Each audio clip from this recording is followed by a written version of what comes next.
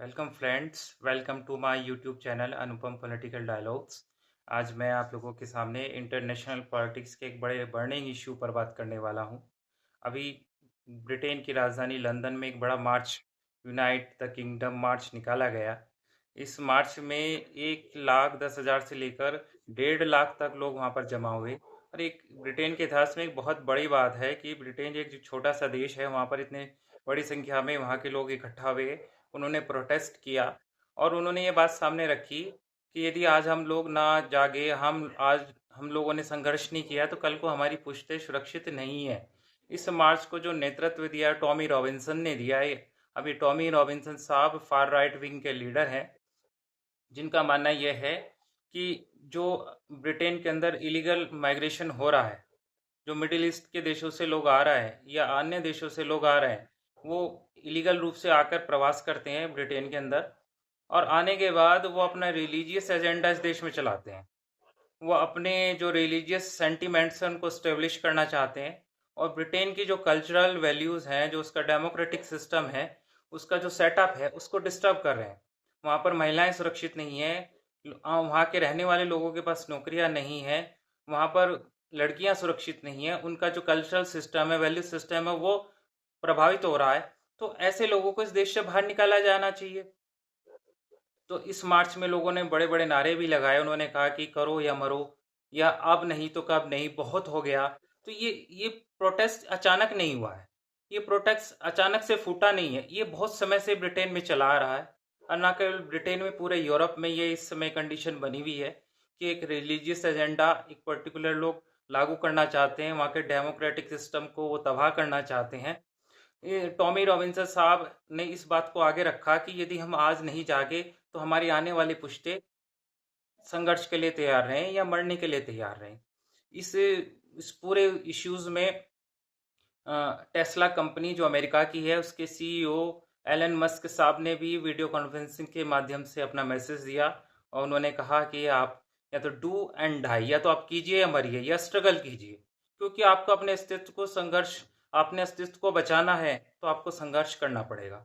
और ये नेचुरल सी बात है। यदि हम अपने देश के परिप्रेक्ष्य में भी सोचें कि यदि कोई व्यक्ति बाहर से आता है, हमारे कल्चरल सिस्टम को, हमारे डेमोक्रेटिक सिस्टम को बर्बाद करता है, क्या हम लोग बर्दाश्त करेंगे? हम बिल्कुल भी बर्दाश्त नहीं करेंगे।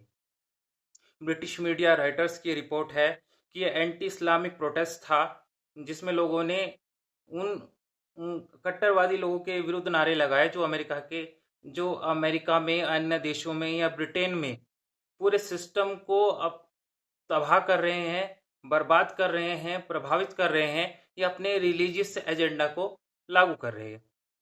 इस कंसर्न में आपको, हम यदि भारत के संदर्भ में भी सोचें, इस मैसेज को हम भारत के संदर्भ में भी लें कि यदि नेपाल से, भूटान से, बांग्लादेश से इलीगल इमिग्रेंट्स यहाँ पर आते हैं, तो क्या हमारा सिस्टम प्रभावित नहीं होगा? क्या हम विरोध नहीं करेंगे? तो मुझे लगता है उन्हें विरोध करने का अधिकार है। ये एक बड़ा मैसेज है, ये अलार्मिंग मैसेज है पूरे देश के लिए, पूरे विश्व के लिए।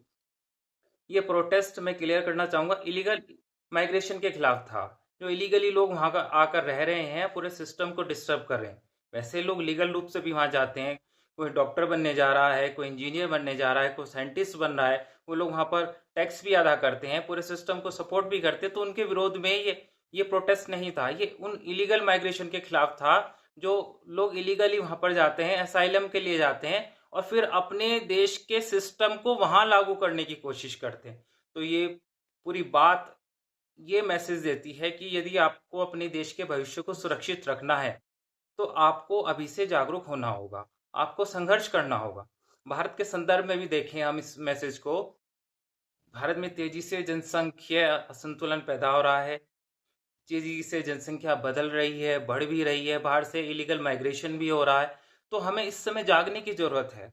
एक ऐसी नीति होनी चाहिए, एक ऐसी पॉलिसी होनी चाहिए जिसमें सरकार की भी जिम्मेदारी है, जनता की भी जिम्मेदारी है कि एक ठोस ठोस पॉलिसी बने, ताकि आने वाला हमारा देश का भविष्य सुरक्षित रहे, हमारे आने वाली पुश्तें सुरक्षित रहे, और जो हमारा डेमोक्रेटिक सेटअप है, जो हमारी डेमोक्रेटिक वैल्यूज है, वो हमेशा के लिए स्थापित रहे। इस प्रकार मैंने बड़े संक्षिप्त रूप से आपके सामने इतने बड़े गंभीर विषय को रखा है।